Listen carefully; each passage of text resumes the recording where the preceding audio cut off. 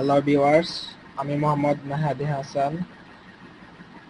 আজ আপনাদের দেখাবো কম্পিউটারের হার্ড ডিস্ককে ফরম্যাট না করে কিভাবে আপনি একটা হার্ড ডিস্ককে একটা ড্রাইভকে দুটি ভাগে ভাগ করতে পারেন। যেমন এখানে আমার 98 জিবি একটা ড্রাইভ আছে। সো এটাকে আমি চাচ্ছি যে 50 জিবি এবং 48 জিবি করে দুইটা ভাগে ভাগ করব।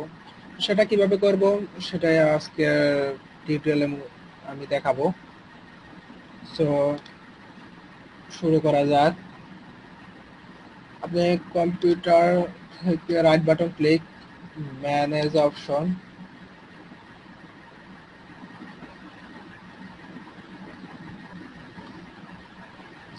এখান থেকে স্টোরেজ থেকে ডিস্ক ম্যানেজমেন্ট নামে অপশন আছে।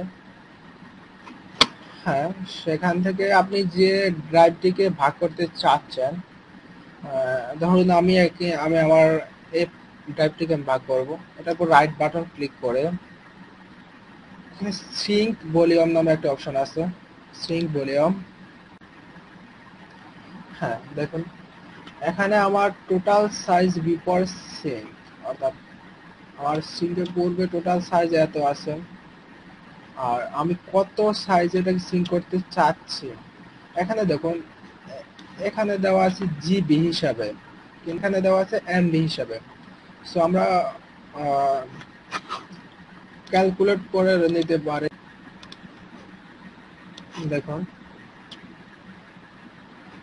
এখানে ধরুন আমরা 50 জিবি কে ভাগ করব।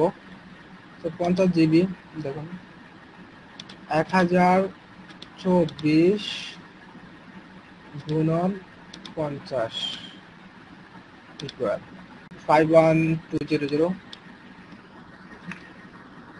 51200 স্ট্রিং। দেখুন আমাদের নীরব হাসান নামে যে ড্রাইভটি আছে এটির পাশে একটি 50 জিবি ফ্রি স্পেস নামে একটি ড্রাইভ ওপেন হয়ে গেছে। সো এটা এখন আনঅ্যালোকেটেড অবস্থায় আছে। সো আমরা এটাকে উপর রাইট বাটন ক্লিক করলে দেখুন নিউ সিম্পল ভলিউম, এখানে ক্লিক করব। এখান থেকে just next next next next finish. দেখুন আমাদের এখানে একটি 50 জিবির একটি নিউ ভলিউম তৈরি হয়ে গেছে। আমরা যদি কম্পিউটার থেকে দেখি, দেখুন এখানে আমাদের আগে 4টি ড্রাইভ ছিল, এখন নিউ ভলিউম নামে 50 জিবির একটি ড্রাইভ তৈরি হয়ে গেছে। সো আমরা এভাবে আমরা হার্ড ডিস্ককে ভাগ করে নেব। যদি আমরা দুইটা ডিস্ককে একসাথে করব, ভলিউমটাকে আমরা ডিলিট করব, ইয়েস। তারপরে আমরা এখান থেকে এক্সট্যান্ড ভলিউম দেব, নেক্সট।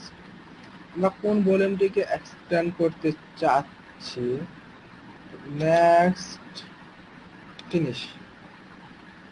দেখুন পাশের ভলিউমটি এখন অ্যাডজাস্ট হয়ে গেছে। সো আমরা এভাবে হার্ড ডিস্ককে ভাগ করব এবং প্রয়োজন না হলে আমরা দুটি হার্ড ডিস্ক আবার একসাথে করে বলবো। এভাবে আমরা আশা করি হার্ড ডিস্কে ভাগ করতে পারবো। সো থ্যাংক ইউ, ভালো থাকবেন।